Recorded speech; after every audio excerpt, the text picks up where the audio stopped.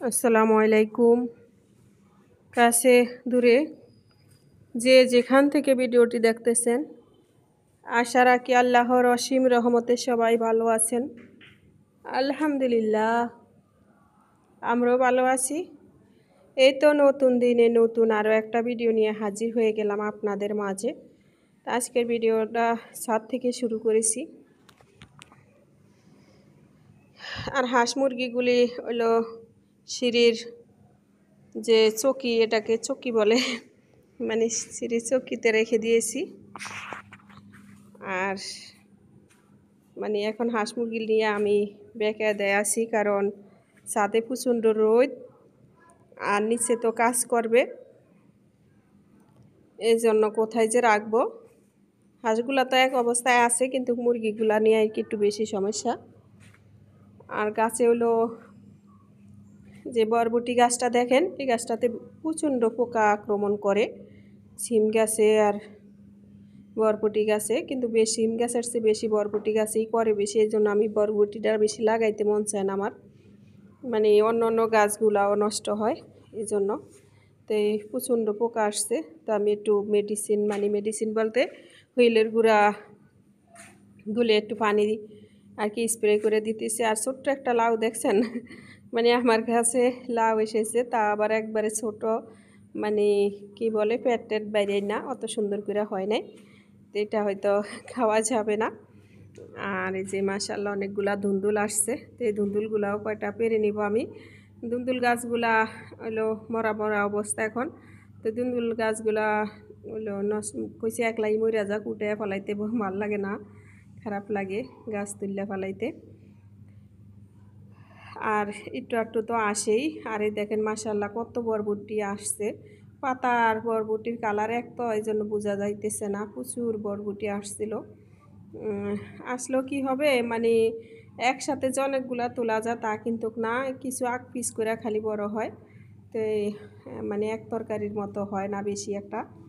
তো পাঁচ মিশালি তরকারি করব আজকে, তাই হলো ধুন্দুল, তারপরে এই যে বরবটি, এগুলা তুলে নিতেছি কয়টা। আর ভিডিও দেখতে দেখতে জানি না কোন কোন প্রিয় ভাইয়াপুরা আমার সাথে আছেন, ভিডিওটা দেখতেছেন, দেখবেন প্লিজ ভাইয়াপুরা।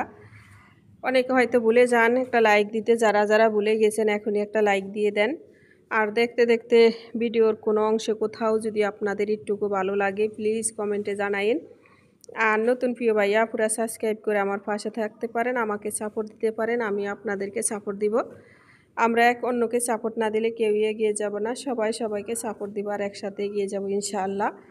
তো কিছু বেগুন আসছে, ওইলে যে কতগুলা বেগুন গাছ তুললা পালাইয়া দিছি, দিয়া টমেটো চারা লাগাইছিলাম, ওগুলো যে ছোট ছোট দেখলেন, এগুলো টমেটো চারা লাগাইছি। আর বেগুন গাছগুলো আমরা তো মানে বেগুন বেশি একটা খাই না, রান্না করলেও দেখা গেছে কি তরকারি নষ্ট হয়, ছেলেরা খাইতে চায় না। আর এই যে মাশাআল্লাহ ফুল ফুটছে, আসলে গাছে যদি ফুল ভরা থাকে দেখতে অনেক ভালো লাগে, মানে আত্মায় একটা শান্তি আসে। ফুল একটা শান্তির জায়গা, ফুল গাছ গাছারি এগুলো হলো একটা প্রকৃতি, একটা শান্তির জায়গা। তো এই যে এখানে একটা লাউ গাছ লাগাইছি, লাউ গাছটা মাশাআল্লাহ এই যে এটা হলো মানে সিঁড়ির কোটায় টিন দিয়া যে ছাপড়াটা দিছে, ওই ছাপড়ার উপরে উঠাইব।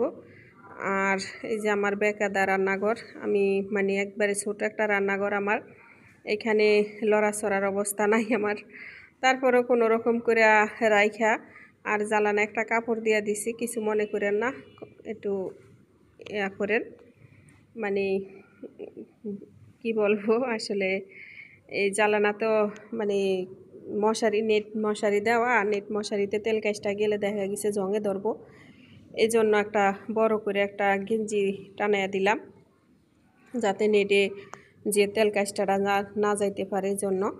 আর এই ছোট্ট রান্নাঘরটা কোনো রকম করে এখন চলাফেরা করতেছি ছোট্ট রান্নাঘরটার ভিতরে, সব কিছু তো বাইরের থেকে ভিতরে নিয়ে আসলাম এই জন্য। এই আমার রান্নাঘরে সাজানো গোছানোর মতো অনেক জিনিস আছে, কিন্তু আমি সাজাইয়া পারতেছি না, কারণ এখানে যদি ডিল করে রাখলে অনেক কিছু রাখা যায়, কিন্তু ডিল করে আবার এগুলা খোলা ঝামেলা হয়, এজন্য এখানে রান্নাঘরটাতে আমি কিছুই ডিল করে রাখি না। যে জিনিসগুলা ডিল করে রাখা লাগে কর্নার র্যাকটায়, ওগুলার এখানে সেট করি নাই কিছুই। আর এই তো এই যে মাশাআল্লাহ গাছগুলারও একটু যত্ন নিয়ে নিতেছি। বিছনাগুলা ছাদ থেকে এসে মানে আজকে ঘুম থেকে উঠেই আমি আগে ছাদে চলে গেছিলাম, তো এই ছাদ থেকে ছাদের কাজগুলা সেরে তারপরে নিচে আইসা নিচেরও কাজগুলা এক এক করে সেরে নিতেছি। বিছানাগুলা একটু পরিপাটি করে গুছিয়ে রাখি। আর ছেলেরা তো বাসায় কাজ চলে, এই জন্য ছেলেরা হলো সকাল সকালে ঘুম থেকে উঠে যায়। এখন আমার সকাল সকালে আমি বিছানাগুলা গুছিয়ে নিতে পারি, সমস্যা হয় না। আর এতটা ব্যস্ত সময় পার করতেছি কি বলবো, মানে বোঝেনি তো বাসায় কাজ চলতেছে। কাজ যেহেতু আমি না করি কিন্তু তারপরও এই মানে বিভিন্ন কাজে দরকার হয়, আমি ওগুলো দেখাইতে পারতেছি না। কারণ যারা কাজ করে পুরুষ মানুষ ওইখানে মানে আগে তো সবাই সামনে যাইতাম, হয়তো দেখাইছিলাম পুরান ভিডিওতে, আমার পুরান আপুরা দেখছে হয়তো। এখন আমি হলো একটু আড়ালে থাকার চেষ্টা করি, কারণ মরণের ভয় তো আছে, এই জন্য। তো এই জন্য আপনাদের সাথে কাজগুলা শেয়ার করতে পারি না যে বাসায় কাজ চলতেছে। আর এই যে তো আর একটা কথা বলবো আমার আপু ভাইয়াদের, যে আসলে আমি এর ভিতরে বাড়ির কাজ শেয়ার করার মানে একটু ভিডিও করছিলাম, তারপরে একটা বাজে কমেন্ট পাইছিলাম আমি, এই জন্য আমার অনেক খারাপ লাগছিল। একটা ভিডিওতে অনেক কথা বলেও ফেলেছিলাম। আসলে কি অনেকে হয়তো বিশ্বাস করে না যে এটা আমার নিজের মানে আমাদের নিজেদের বাড়ি বা বাড়ির কাজ কুজ, এটি হয়তো অনেকে মনে করে যে হয়তো অন্য কারো ভাড়া থাকতেছি, আপনাদের সাথে মিথ্যে মিথ্যে শেয়ার করতেছি যে আমার বলতেছি। আসলে আল্লাহ যারে যা দিয়া খুশি হন, আল্লাহ আমাদেরকে দান করেছে। আমাদের সন্তানের উসুল্লাহ হোক আর যার হুসুল্লাহ হোক, আর আমার স্বামীর পরিশ্রম, আমার স্বামী যে কতটা পরিশ্রম করে এটাও পুরো আল্লাহ পাক ছাড়া কেউ জানে না। আর যারা দেখে তারাই একমাত্র বলতে পারে যে আমার স্বামী কতটা পরিশ্রমী আর কতটা হিসাবী, মানে উনি অনেক হিসাব করে চলে। তো আমরা বাড়ির কাজ যখন শুরু করি, তো আপনাদের সাথে আজকে শেয়ার করব যে বাড়ির কাজ শেয়ার করার আগে হলো যে কাজ করে যে ওনাদের জন্য একটু নাস্তা বানিয়ে দিতেছি। আর রান্না করতে করতে একটু কথা বলে নেই, প্রতিদিনই তো রান্নার কথা কিছু একটা বলে দিব ভিডিওর মাঝখানে কী কী রান্না করি। আসলে কি জানেন, চাইলে সবাই সব কিছু করতে পারে, তা পারে না মানুষ এমন কিছু নাই পৃথিবীতে। আপনি হলো চেষ্টা করতে হবে আর আল্লাহর কাছে চাইতে হবে।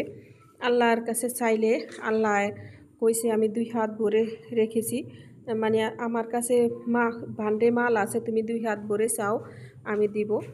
তো আপনারা যদি আল্লাহর কাছে চাইবার মতো চাইতে পারেন, আল্লাহ পাক রব্বুল আলামিন আপনাদেরকে 2 হাত ভরে দিবে। বাড়ি ঘর সবারই আছে পৃথিবীতে, আমি মনে করি এমন কোনো মানুষ নাই যে বাড়ি ঘর নাই। কারো ঢাকা শহর আছে, কারো গ্রামের বাড়িতে আছে, হয়তো কেউ যার যার কাজ মানে কাজের তাগিদায় বা কাজের ক্ষেত্রে অনেকে ঢাকা শহর হয়তো দেখা গেছে ভাড়া থাকেন। কিন্তু যারা ভাড়া থাকেন আমি মনে করি তাদেরও বাড়িঘর আছে গ্রামের বাড়িতে, কিন্তু বাড়িঘর ছাড়া তো আর মানুষ হয় না। তো এই অনেক আপুদের ভিডিওতে শুনি যে ওইলো ভাড়া থাকতেছে, মানে বাড়িওয়ালাদের ব্যবহার শুনে আমার কাছে অনেক খারাপ লাগে যে আসলে আমরাও বাড়িঘর ভাড়া দিছি, আমাদের বাড়িতেও মানুষ থাকতেছে, আমরা মানুষের সাথে কি ব্যবহার করি। আর অনেক আপুরা এত ভুক্তভোগী, তো মাঝে মাঝে ইচ্ছা করে বলি যে আপু আমাদের বাড়িতে চলে আসেন। আসলে ওনারা তো ওনাদের কাজের ক্ষেত্রে যার যার জায়গায় ওনারা থাকতেছে, কইলে তো আর আমার বাড়িতে এসে থাকা পারবে না। এই জন্য হয়তো বলাও হয় না যে আপু আপনারা সবাই আমার বাড়িতে চলে আসেন। আসলে কি জানেন, কয় গাছ তোমার নাম কি কপালে পরিচয়, আসলে মানুষের ব্যবহারই মানুষের পরিচয়। তো এই কিছু কিছু মানুষ আছে বাড়িঘর পাইলে মানে যে কি পায় এটা মানে ভুললাই যায়। আল্লাহ মানুষ এসব ভুল্লা এসবের উদ্দেশ্য চলে যায়, কি করব দিশ পায় না। তা আসলে আমরা ওইরকম মানুষ না, আমরা মানুষের সাথে, আমিও এক সময় ঢাকা শহর আইসা ভাড়া ছিলাম। তারপরে আমরা স্বামী স্ত্রী দুইজনের পরিশ্রমের ফসল বা পরিশ্রমের ইয়া আল্লাহ পাক দিছে আমাদেরকে। তো আজ বাড়িঘর ভাড়া দিছে, তাতে কি হয়েছে, তো আমি যখন বাড়িঘরগুলা করি, বাড়িঘরের কাজ করি, কিভাবে টাকা জমাই আর কিভাবে আপনাদের সাথে শেয়ার করব যে কিভাবে আমি টাকা জমাই আর কিভাবে একসাথে অনেকগুলা টাকা জমিয়ে আমি বাড়ির কাজ ধরি। এই যে দেখেন মাশাল্লাহ মাশাল্লাহ মাশাল্লাহ বলবেন, এখানে হলো অনেকগুলা টাকা আছে। তো এই টাকাগুলা হলো এক ব্যাংকে থেকে তুলে নিয়ে আসছে, আরেক ব্যাংকে রাখবে। এগুলা ছিল তোহার বাবার অ্যাকাউন্টে, তো এখন হলো বড় ছেলের অ্যাকাউন্টে রাখবো। তো এই মানে দূরে একটা ব্যাংকে ছিল, ওইখান থেকে কাছের ব্যাংকে আনছে, যখন মানে যখন প্রয়োজন হয় সাথে সাথে যে নিয়ে আসতে পারে, এই জন্য ওই ব্যাংকের থেকে তুলে নিয়ে আসলো। তো এখানে আমাদের অনেক পরিশ্রমের টাকা, অনেক কষ্টের টাকা। আর এগুলো আমরা একটু একটু করে জমিয়ে রেখেছি, যে ওই টাকাও না, এটা হলো আমরা একটা লোন করেছি। আমরা যখন বাড়ির কাজ ধরি তখন আমরা একটা লোন করি, যে লোনের টাকা দিয়ে আমরা বাড়িঘর ঠিক করি, আবার ওই বাড়িঘরের ভাড়া দেওয়া যে লোনটা আমরা পরিশোধ করি। তো এইভাবেই আমরা একটু একটু করে টাকা লোন থেকে নিয়েই আমরা সব কিছু করি। কিন্তু আমাদের ক্যাশ টাকা ওইভাবে মনে করেন এক লগে যে 50,000 50 লাখ 20 লাখ 30 লাখ জমিয়ে ওইভাবে কাজ ধরা হয় না। হয়তো 2 4 5 লাখ 10 লাখ টাকা জমিয়ে সাথে ব্যাংকে তেনে কিছু নিয়ে তারপর আমরা বাড়ির কাজ ধরি। তো এখানেও ওরকমই। তো এই 20 লাখ টাকা ঋণ তুলছিলাম বাড়ির কাজ ধরার লেগে, আর একটা জমি নিছিলাম, সবার কাছে বলছিলাম যে আমরা একটা জমি নিছি, তো ওই জমিটা দলিল করব আর বাড়ির কিছু দিয়া বাড়ির কাজ করব, এই জন্য টাকাগুলা তুলে নিয়ে আসছে। তো একদিন বলছিলাম যে শেয়ার করব আপনাদের সাথে, যে জমিটা নিছি ওই জমিটা কি বলবো, আসলে আমার 4টা সন্তান, 3টা ছেলে 1টা মেয়ে। তো ওদের ভবিষ্যতের কথা সবসময় আমরা চিন্তা করে মাথায় রেখে নিজেদের কষ্ট হইল কি করি, মনে করেন যে ছেলেরা মেয়েরা যে ভবিষ্যতে কষ্ট না করা লাগে আমাদের মতো, তো ওদের জন্য কিছু করার জন্য চেষ্টা করি। একবারে যে না খায়া করি, একবারে যে কিপটামি করি তা কিন্তু না, খেয়ে পরে তারপরেই করি। আর মনে করেন মানুষ সব সময় নিজেদের চিন্তার চেয়ে বেশি সন্তানের চিন্তা আমরা করি, মা বাবারা বেশি। তো এইভাবেই আমরা বাড়ির কাজ করি, যে কিস্তি মানে ঋণ নেই, ঋণ নিয়ে তারপরে বাড়ির কাজ করি। আর যে আমাদের ইনকাম আছে, যেটা আমাদের তোহার বাবার ব্যবসা আছে, ওইখান থেকে কিছু বা রুম ভাড়া থেকে কিছু দিয়া মিলে আমরা মাসে মাসে ওই কিস্তিটা শোধ করি। তো সবাই ভালো থাকেন, সুস্থ থাকেন, সবার সুস্বাস্থ্য কামনা করি। আল্লাহ হাফেজ, আসসালামু আলাইকুম।